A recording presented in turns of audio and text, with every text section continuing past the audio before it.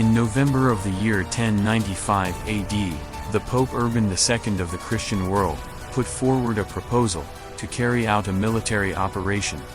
The goal wasn't just proselytizing and spreading of the Christian faith, but also the enabling of free access for Christian pilgrims in Jerusalem. From that moment, the epoch of the Crusades began.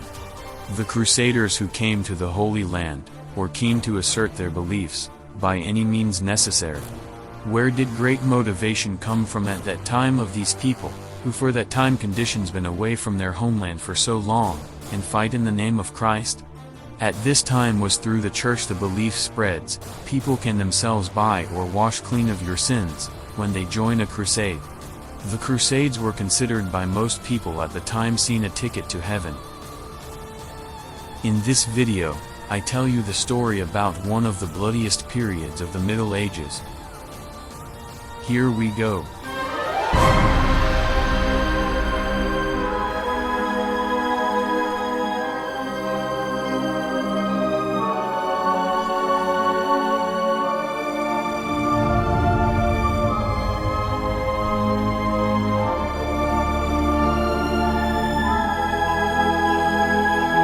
The Crusades gave the people of the time confidence that when they fight for their faith in the name of the Church, they can buy in all their committed sins. By doing this, these people wanted to increase the probability to go to heaven after death and not to hell. So in 1095 AD, the First Crusade was proclaimed. After a long and bloody siege, on July 5, 1099 AD, the Crusaders took Jerusalem. The Crusaders returned to Europe after taking Jerusalem, returned to their hometowns and countries. So they have all redeemed themselves from their sins. The few who settled in the Holy Land and around Jerusalem, founded 4 Crusader states. These 4 states were, the Kingdom of Jerusalem, the Principality of Antioch, the County of Edessa and the County of Tripoli. For the next 200 years, the inflow was constantly increasing. Crusaders from Europe who wanted to fight for the Christian faith, not demolished. There were always new, young knights, and they became more and more. In this 200 years 8 further crusades were started, to establish the Christian faith in the Middle East and North Africa, and to liberate them from Muslim states.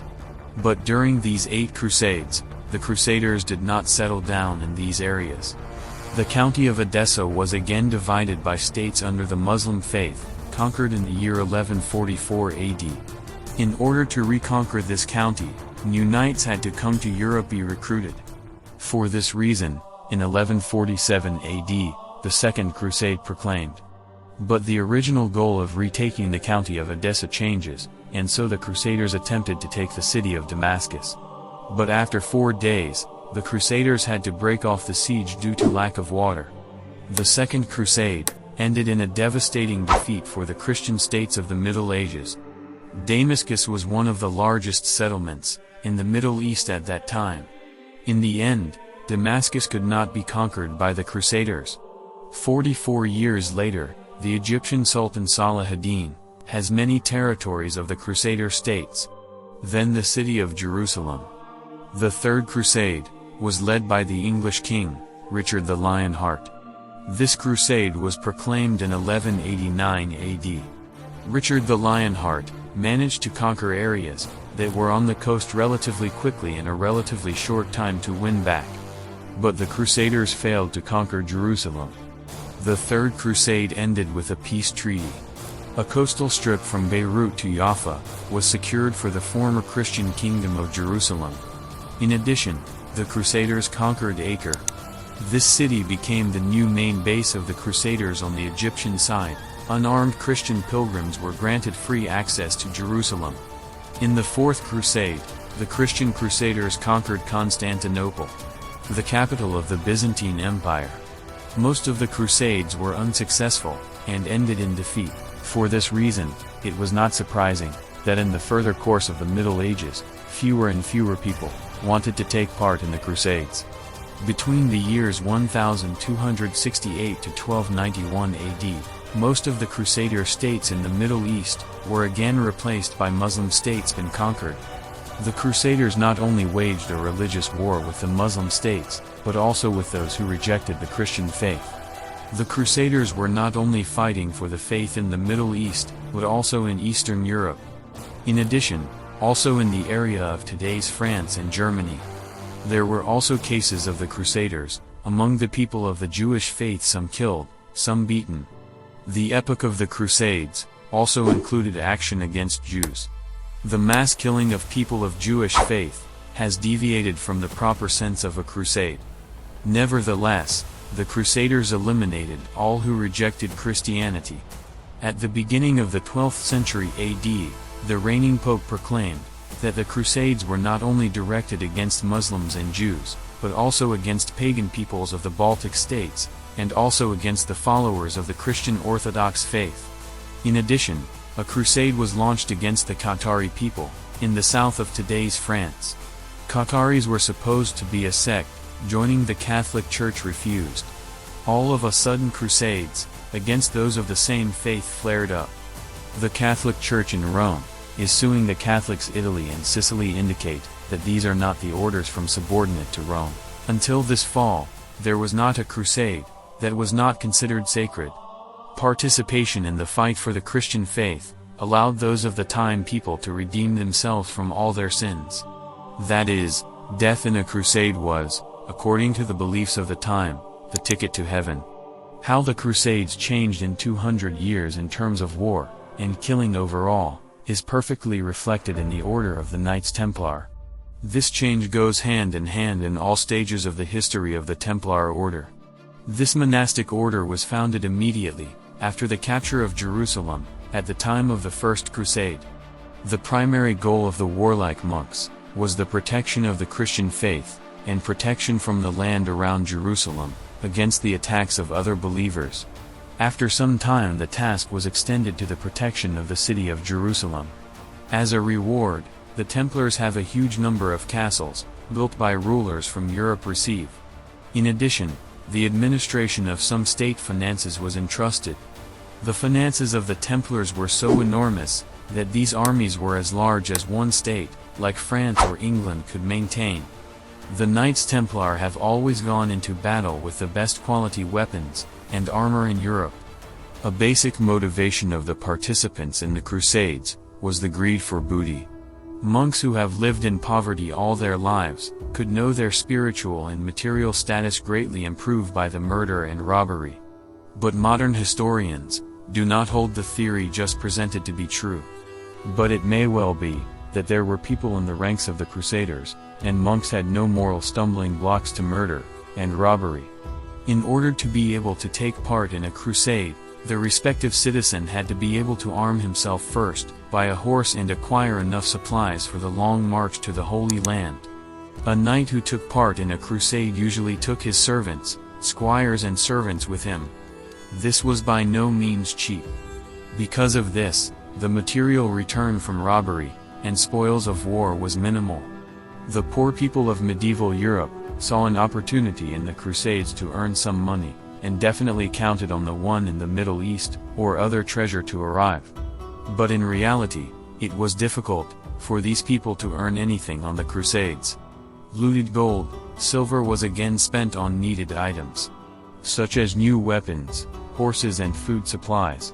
To fully clothe and arm theirself for a crusade, they had to know small amount of money to be spent. This amount of money corresponded to a year's wages for a knight in Europe. In order to be able to raise the necessary money for a crusade, the crusade participants helped often friends, relatives and wealthy nobles, who benefit themselves wanted to withdraw from the crusade. The money was collected for a sacred purpose, according to the belief of the people of that time, yet the future crusader had to expend his fortune in preparation. But despite all these costs, the Crusades have captivated people for more than 200 years. Even the participation of a single member of a family in a crusade could improve the reputation of the people, improve society. This reputation has often compensated for the costs. Women also often took part in the Crusades. They went to the Holy Land with their husbands, sometimes alone.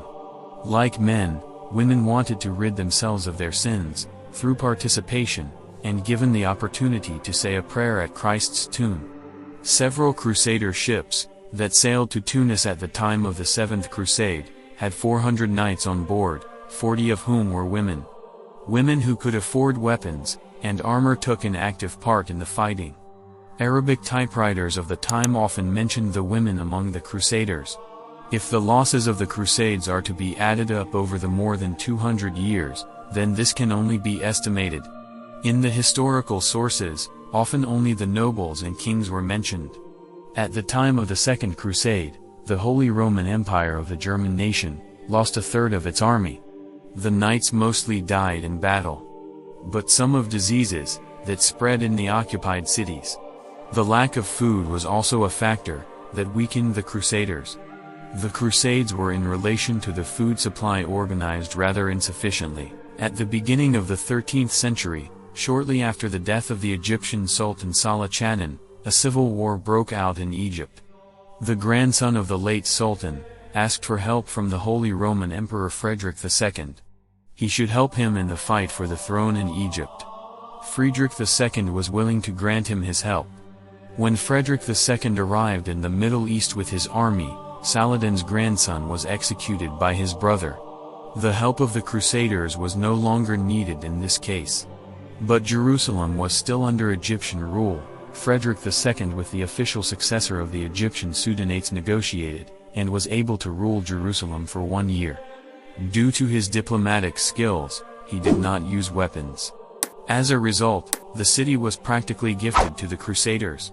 That means, the city was surrendered without a single battle. These negotiations benefited from the fact that the incumbent Sultan of Egypt Al-Kamil and Frederick II could converse in one language, namely in Arabic. Frederick II spent most of his childhood in Sicily. The majority of the population at that time was Arab. In addition, Frederick II dealt with Arabic history, culture and science. Before the Crusade, Al-Kamil and Frederick corresponded. In this correspondence, they wrote about mathematics, philosophy and astronomy. But the Church would not be the Church if it did not turn these negotiations of Frederick into a tragedy of biblical proportions. Negotiating with Muslim states, without struggle and bloodshed, was very strange for the clergy in Rome. When Frederick II was in the Holy Land, he was excommunicated from the Church, that is, excluded from the Church, and have forbidden him to participate in future Crusades. That's it today for the Crusades of the Middle Ages. I hope you enjoyed the video. If so, please subscribe and give it a thumbs up. See you soon. Your channel History Best.